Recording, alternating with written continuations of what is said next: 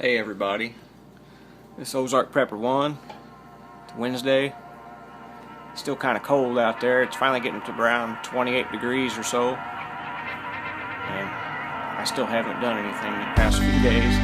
Kind of nice, like a little vacation from working. But I'd like to talk to you about something that a lot of people don't believe is real anymore. They think it's all make-believe and myth. But I've seen a person destroy their life with it. A person who had a lot of promise, and they waited until they turned 40 years old to screw their life up with this stuff. And I'm going to talk to you about letting demons into your home. I believe they're real. I believe demons are real, and I believe they can be attached to things. I believe that, I don't know, you can have a book, you have literature, imagery, things like that. I need to quit saying that. No. You can have imagery, photos, trinkets, these little things that pertain to the occult and just dark things of life, the negative that we really don't need to focus on. We need to be aware of it. We need to be aware of it and educated on it. But we don't need to make that something that we look into because we think it's great and something neat. We're going to find something magical from it. Because it all leads to shit. I have a friend who did that. And he told me, come on man, do it, come on. You like this. Here's the real truth. Like he had the answer. But that's not the answer. Because I told him, I said, one day this will come back to bite you, buddy. I said, it'll come back to haunt you. And you wish you didn't do those things. And sure enough, it took a few years. And now his marriage is destroyed. He's got legal problems. There's whole life fell apart pretty much. I'm gonna wipe that off. Can't see out the window because I'm cheapskate. I use my dryer as a source of heat also. But yeah, this he's totally wrecked his life. And he got into drugs because he figured, well, maybe I'll do drugs to enhance my experience on this planet, And sure, that can be fun the first time. I guess it's kind of like liberalism, It's fun the first time. Feels good. But there's a price to pay. And for most people that do that, the price to pay is addiction. And then they lose their job, they lose their family. If they have a beautiful wife, she goes and finds a better guy that's not going to treat her bad, Because usually when you're on those kind of drugs and things like that, you have a tendency to treat the people around you negatively. And I've yet to see someone, have a positive outcome from doing drugs. Even the potheads. You guys can say that stuff's harmless or whatever. Sure, it's not going to harm you physically.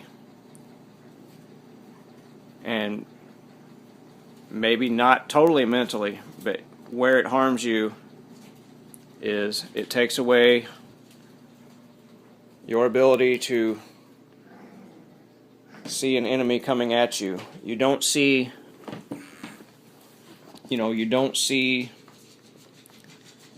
the attacks on you from your local, state, and federal governments. You don't see it from, people's against your religion, put it that way. You don't see it because your mind's clouded. Now you have a different belief system. You think, well, I'm just going to get high, man, And you people do that, and you live in squalor and don't notice it, like as far as you put yourself in danger of losing everything. Some of you are lucky and you just manage to hang in there, you know.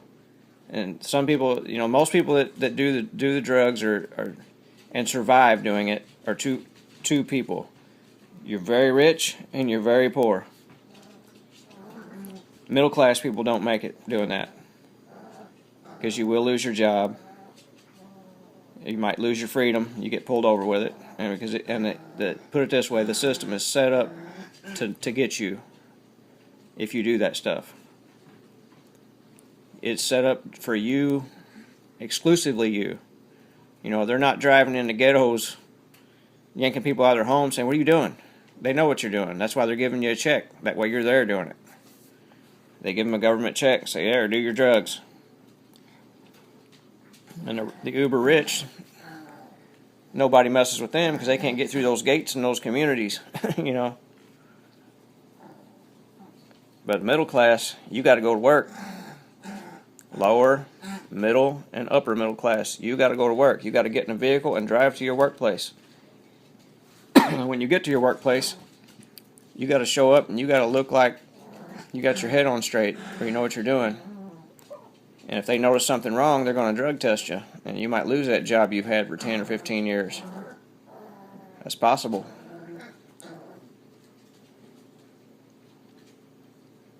Just like most of your wife beaters and all your abusers and stuff like that are doing that, or usually have an alcohol problem. You don't usually see a raging sober person, you know, unless they got a mental problem. But most people, they catch their, what do you say? They have a filter on their head before they speak. And when you add alcohol or drugs, that filter's gone. But my personal opinion on the drug thing is the powers that be are behind all the drugs. All of them. They want to push them on society. You know, they found a way to control it with pharmaceuticals, just making exact copies of what's in nature anyway.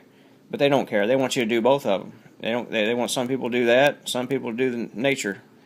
And the reason why is keep your mind numb so they can just keep taking more and more away from you. My generation won't retire. There will not be a retirement for Generation X. And definitely not for the millennials. They may not have a life the way things are going. But it's just a matter of time now. You know, where you'll see where all these drugs and drug use, the effects it will have. You know, I live deep in the country, but there are neighborhoods deep in the country where it's so out of control now. If you don't have two people awake in your home all hours of the night, you're more than likely going to get robbed. That's how it's become. You know, we get people that they get blasted every once in a while, get shot for trying to rob somebody. But if you're not prepared, you know, you don't have food and water put back, and a way to defend yourself and your property, then when things go bad, you're not going to make it very long. You know, your chances of making it are not very good. And to those of you who have felonies on your records,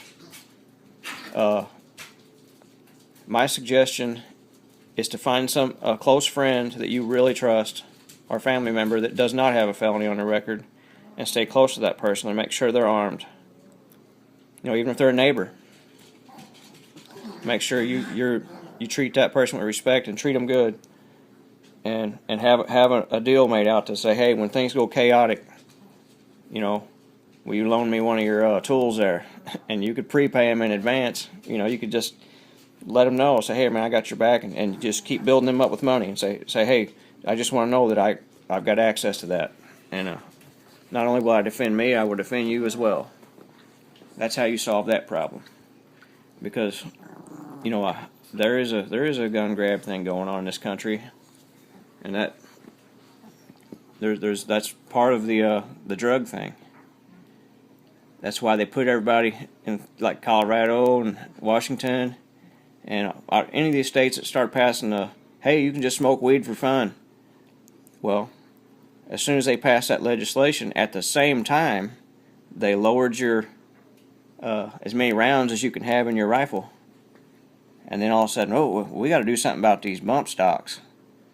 And they just they pick away little by little until finally you'll have a single shot BB gun. And they'll say that's too dangerous. We got to take that away. But here, have some heroin. And that's how things work. That's at least my view of it. Maybe I'm wrong. Maybe I've lost my mind too. But anyway, I just got up late this morning and I figured I'd touch on a topic I had breezed through my mind. So, y'all have a wonderful day.